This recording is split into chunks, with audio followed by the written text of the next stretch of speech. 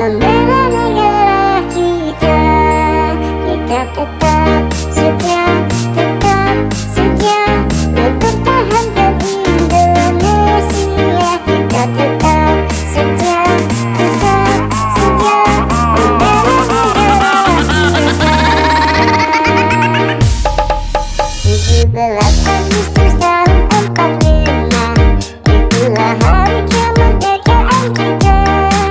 Hari merdeka nusa dan bangsa, hari lahirnya bangsa Indonesia. Merdeka, sekali merdeka tetap merdeka, selama hayat masih dikembangkan.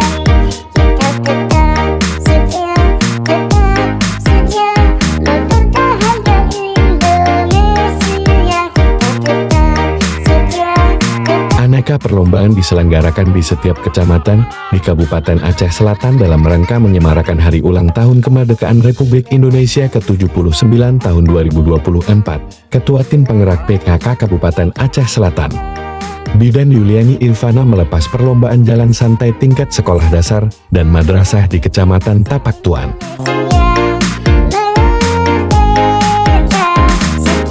Suasana gembira dan bahagia terpancar dari wajah peserta, dan masyarakat tumpah ruah ke jalan-jalan. Ini membuktikan rasa nasionalisme, bela negara, serta menghargai jasa para pahlawan masih menggurita bagi masyarakat Aceh Selatan. Semoga terus utuh dan terawat sepanjang masa.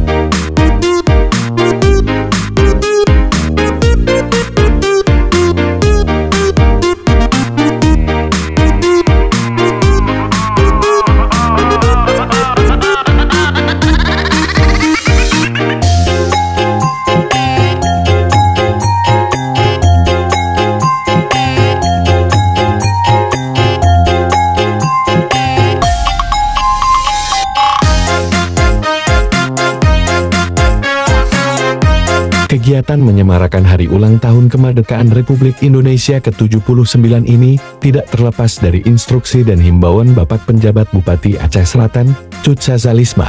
Alhamdulillah, himbauan ini disahuti dengan baik oleh masyarakat.